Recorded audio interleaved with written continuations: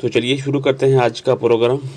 आज हमारा जो रहने वाला जो लेबोरेटरी टेक्नीशियन का जो यूनिट 3 है उसका basics of patient care and health assistance का जो है टॉपिक रहेगा home nursing and health education के ऊपर जो है हमारे आज के जो है क्वेश्चन या एमसीक्यूज रहने वाले हैं 30, जिसको हम आज जो है वो यहाँ पर डिस्कस करेंगे। और कोशिश किया करें जो आ जाते हैं वो उससे पूरा कंप्लीट देखा करें, ताकि ऐसे रफ नहीं होता, कुछ ना कुछ आपको सब टॉपिक के बीच में से होता है और कुछ ना कुछ आपको नॉलेज देकर ही जाएगा ये। क्योंकि 30 क्वेश्चन आप जितना ये टॉपिक होगा इसी टॉपिक में से ही होने वाला है, सारे क्वेश्चन 30 के 30, तो आपको काफ़ी हेल्प हो जाएगी। ठीक है, तो ज़्यादा टाइम नहीं आपका ज़ाया करेंगे, शुरू करते हैं। पहला क्वेश्चन है हमारे पास कि while making a bed for a sick patient which practice to most appropriate for preventing comfortable या कंफर्ट एंड स्किन कॉम्प्लिकेशंस। वो साथ में कोशिश करना कि खुद से भी अटेम्प्ट करने की। तो यहाँ पे कौन सा क्या राइट आंसर हो जाएगा कि keep the lining smooth dry and free wrinkles. Option यहाँ पे सी राइट हो जाएगा कि बेड की लाइनिंग स्मूथ और रिंकल्स फ्री होनी चाहिए। रिंकल्स और मॉइस्चराइजिंग से पेशेंट को जो है डिस्कम्फर्ट और प्रेशर रिलेटेड जो है स्किन प्रॉब्लम हो सकती है। ठीक है, तो इस वजह से ये फ्री और लाइनिंग फ्री और सिंपल स्मूथ ड्राई होना ज़रूरी है। तो यहाँ पर हो जाएगा ऑप्शन सी। नेक्स्ट है कि the primary purpose of maintaining a proper sick room is to. तो वो है कि provide an environment conducive to rest treatment and recovery. क्या होता है कि जो सिक रूम में जो है मेन पर्पस पेशेंट्स को रेस्ट ट्रीटमेंट और रिकवरी के लिए जो सूटेबल इन्वायरमेंट प्रोवाइड करना होता है। ठीक है, तो कंप्लीट आइसोलेशन हर पेशेंट्स के लिए ज़रूरी जो है वो भी ज़रूरी भी नहीं होती, क्योंकि जो पेशेंट्स को चाहिए होती है कि एक सेपरेट जहाँ से जो या कोई क्रिटिकल सिचुएशन में होता है तो आइसोलेट किया जाता है उसे, तो हर पेशेंट के लिए ये ज़रूरी भी नहीं होता। लेकिन यहाँ पे जो क्वेश्चन पूछा है हम उसी हिसाब से आंसर करेंगे, तो यहाँ पर ऑप्शन ए यहाँ पर राइट हो जाएगा। तो नेक्स्ट क्वेश्चन हमारा क्या कह रहा है यहाँ पे कि during the patients toilet which principle should receive a greatest attention. तो क्या हो जाएगा इसका आंसर कि maintaining privacy dignity and cleanliness. तो ऑप्शन यहाँ पे डी हो जाएगा। देखिए पेशेंट टॉयलेट के वक्त जो प्राइवेसी और डिग्निटी मेंटेन करना जो है असेंशियल है। सिर्फ रिक्वायर्ड बॉडी पार्ट्स जो है एक्सपोज किए जा सकते हैं और क्लीनिंगनेस का भी जो है ध्यान रखा जाता है प्रॉपरली। ठीक है, ऑप्शन यहाँ पर डी हो जाएगा क्वेश्चन नंबर हमारा 3 का राइट आंसर। नेक्स्ट कह रहा है कि which factor is most important while planning the diet of A sick patient. बीमार पेशेंट की जो डाइट प्लानिंग करने के कौन सा इंपॉर्टेंट वो है रोल है यहाँ पर जो प्लानिंग करते हैं वक्त फैक्टर है, तो वो है disease conditions and nutritional requirements of the patients. यानी कि जो है डाइट पेशेंट की जो है डिजीज कंडीशंस न्यूट्रिशनल रिक्वायरमेंट को टॉलरेंस के अकॉर्डिंग ही होनी चाहिए। हर पेशेंट्स की जो है के लिए जो है सेम डाइट सूटेबल नहीं होती। ठीक है, ऑप्शन हो जाएगा यहाँ पे बी क्वेश्चन नंबर 4 का राइट आंसर। तो अगला क्वेश्चन क्या कह रहा है कि the effectiveness of a medicine में बी सिग्निफिकेंटली इन्फ्लुएंस्ड बाई।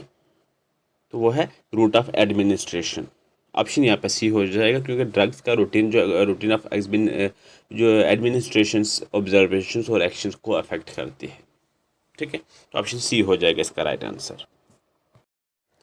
तो नेक्स्ट क्वेश्चन में क्या आ रहा है कि which approach is most appropriate in the care of an aged patient. तो क्या हो जाएगा यहाँ पर कि प्रमोटिंग जो है एक safe activity while preventing falls and complications. कि एज्ड पेशेंट्स में मोबिलिटी मेंटेन करना इंपॉर्टेंट है, लेकिन फॉल्स ऑफ कॉम्प्लिकेशंस को जो है प्रिवेंट करना भी ज़रूरी होता है। ठीक है, तो ऑप्शन यहाँ पे ए हो जाएगा इसका राइट आंसर। और साथ में कोशिश करो कि खुद से भी करने की, आपकी प्रैक्टिस अच्छी हो जाएगी इससे। तो नेक्स्ट क्वेश्चन है कि the primary objective of caring for a long term patient is to prevent complications and promotes maximum possible जो है इंडिपेंडेंस। क्या होगा कि लॉन्ग टर्म केयर का फोकस जो है सिर्फ ट्रीटमेंट नहीं होता, कॉम्प्लिकेशंस प्रिवेंट करना और पेशेंट्स की जो है मैक्सिमम जो है पॉसिबल जो इंडिपेंडेंस मेंटेन्स रखना भी जो है ज़रूरी होता है, इंपॉर्टेंट होता है। तो ऑप्शन यहाँ पर डी हो जाएगा क्वेश्चन नंबर 7 का राइट आंसर। नेक्स्ट क्वेश्चन है हमारे पास कि which communication approach is most appropriate while caring for a mentally ill patient. तो क्या होगा, देखिए use calm clear and non threatening communications. Mentally ill patient के साथ जो है वो क्लेम और clear non threatening communications therapy जो है होती है। हर स्टेटमेंट से एग्री करना भी जो है करेक्ट नहीं होता, लेकिन फिर भी उससे जो है कम्युनिकेशन जो है वो अच्छी रखनी होती है। लेकिन बाकी आप जानते ही मेंटली इल अगर कोई बीमार जो दिमागी मरीज़ होता है उसके साथ अगर आप कुछ ऐसा बिहेव करोगे तो फिर क्या ही होगा, यू बेटर नो। तो यहाँ पर ऑप्शन बी हो जाएगा। नेक्स्ट वो क्वेश्चन में कह रहा है कि the care provided in special diseases should primarily be based on. तो क्या होगा इसका कि द स्पेसिफिक डिजीज कंडीशंस और individual needs for the patient. Option C यहाँ पे राइट हो जाएगा कि मुख्तलिफ बीमारियों में मुख्तलिफ कॉम्प्लिकेशंस और रिक्वायरमेंट्स होते हैं, इसलिए नर्सिंग केयर जो है डिजीज़ जो बीमारी होती हैं वो उनमें स्पेशल और पेशेंट स्पेसिफिक होनी चाहिए। पेशेंट्स को देखकर ही उसके हिसाब से ही उनका ट्रीट होना चाहिए, उनका जो स्पेसिफिक जो है उनकी केयर होनी चाहिए, नर्सिंग केयर होनी चाहिए। तो यहाँ पे सी ऑप्शन हो जाएगा क्वेश्चन नंबर 9 का। नेक्स्ट क्वेश्चन है कि the principal function of immunity is to, क्या है, protect the body against harmful foreign agents. कि इम्यूनिटी बॉडी का एक डिफेंसिव जो है या फिर कह लें कि एक डिफेंस मैकेनिज्म है जो हार्मफुल फॉरेन एजेंट्स को जो है रिकॉग्नाइज और कॉम्बैट करता है और उन्हें किल कर देता है। ये सिर्फ बैक्टीरिया तक लिमिटेड नहीं होता, और इसका जो हमारे इम्यून सिस्टम या इम्यूनिटी को बूस्ट करना एक या जो फौज जो एक डिफेंस सिस्टम है वो एक हमारे वाइट ब्लड सेल का जो है काम होता है। वो हमारी जो भी बीमारी या कुछ भी हमारे जो है जिसम में इंटर होता है, ब्लड में इंटर होता है, तो उसके साथ वो फाइट करते हैं, WBC यानी कि वाइट ब्लड सेल। ठीक है, तो यहाँ पर हो जाएगा ऑप्शन डी। नेक्स्ट क्वेश्चन है कह रहा है कि विच treatment correctly distinguish active immunity from passive immunity. तो कौन सा यहाँ पे आंसर हो जाएगा, ऑप्शन यहाँ पे ए में हो जाएगा कि active immunity involves N immune response by the individuals whereas passive immunity involves transferred antibodies। Option यहाँ पे ए हो जाएगा क्वेश्चन नंबर 11 का राइट आंसर। नेक्स्ट है विच measure is most directly useful in controlling the spread of infection diseases या infectious diseases। तो क्या होगा यहाँ पे कि maintaining appropriate infection control practices. Option यहाँ पे बी हो जाएगा क्वेश्चन नंबर हमारा 12 का राइट आंसर। नेक्स्ट क्वेश्चन है कि while administering A special drug which combination requires particular attention. तो क्या होगा यहाँ पे dose, routine, timing and possible adverse effect. तो यहाँ पे ऑप्शन सी यहाँ पे राइट हो जाएगा क्वेश्चन नंबर 13 का हमारा। नेक्स्ट क्वेश्चन क्या आ रहा है कि shock is best described as a condition involving. तो क्या है, inadequate tissues perfusions to meet cellular requirements. Option D यहाँ पे हो जाएगा क्वेश्चन नंबर हमारा 14 का राइट आंसर। नेक्स्ट क्वेश्चन है कि which finding is most consistent with hypovolemic shock. तो वह है weak pulse with sign of reducing circulating volume. Option जो है ए हो जाएगा क्वेश्चन नंबर हमारा 15 का राइट आंसर। तो अगला क्वेश्चन क्या कह रहा है हमारे पास कि before starting A blood transfusion which step is of greatest importance. तो क्या है, correct identification of the patient and verification of the blood component.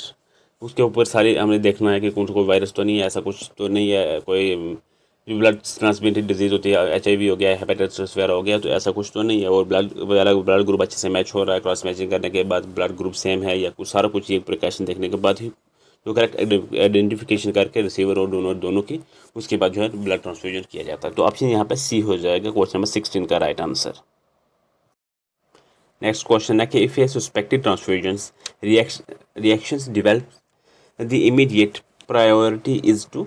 तो सबसे पहले जो है stop the transfusions and assess the patient's appropriately. ठीक है, ऑप्शन यहाँ हो जाएगा बी क्वेश्चन नंबर 17 का। नेक्स्ट क्वेश्चन है हमारे पास कि which hospital service is primarily responsible for examination of specimen to support diagnosis. तो वो कौन सी सर्विस है, लेबॉर्ट्री की सर्विस है। वहीं पर आपका ब्लड का टेस्ट होगा, यूरिन टेस्ट होगा, सब कुछ आपका टेस्ट होगा। उसके बाद आपको जो भी कुछ आपके इफेक्ट आता है या कुछ टेस्ट में रिपोर्ट आती है उसी के ऊपर वो आपकी एक सपोर्ट हो जाएगी डॉक्टर को। आपको जो है वो प्रिकॉशन करने की, आपको ट्रीट करने की एक दिशा मिल जाएगी कि ये फलानी बीमारी है। उसी हिसाब से एक मेजर रोल प्ले करती है लेबॉर्ट्री हॉस्पिटल में, जो आपके डायग्नोसिस को जो है एक्सप्लोर करती है। तो option C sorry option D laboratory services का राइट हो जाएगा, ऑप्शन डी क्वेश्चन नंबर 18 का।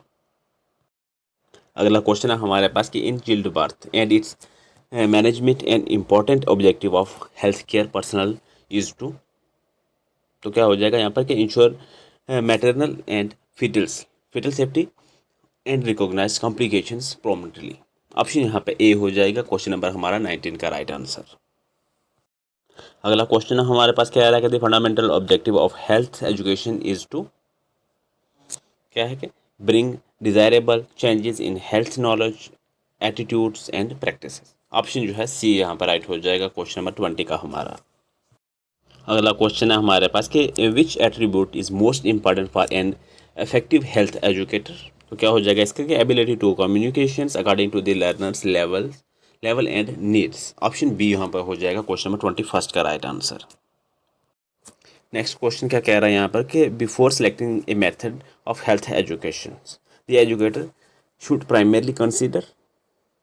तो क्या होगा यहाँ पर आंसर इसका कि needs the characteristics of the target group. Answer option D हो जाएगा, क्वेश्चन नंबर 22 का। नेक्स्ट क्वेश्चन में क्या आ रहा है कि which is an essential step in the process of health education. तो यहाँ पे ऑप्शन ए राइट हो जाएगा कि evaluation of achievement of the intended objectives. Option A question number 23 का राइट हो जाएगा यहाँ पे। नेक्स्ट क्वेश्चन में क्या कह रहा है कि which method is most appropriate when health education requires individualised interaction. तो कौन सा होगा यहाँ पे इंडिविजुअल अप्रोच यहाँ पर आएगा। तो ऑप्शन ए यहाँ पर राइट हो जाएगा, क्वेश्चन नंबर 24 का राइट आंसर।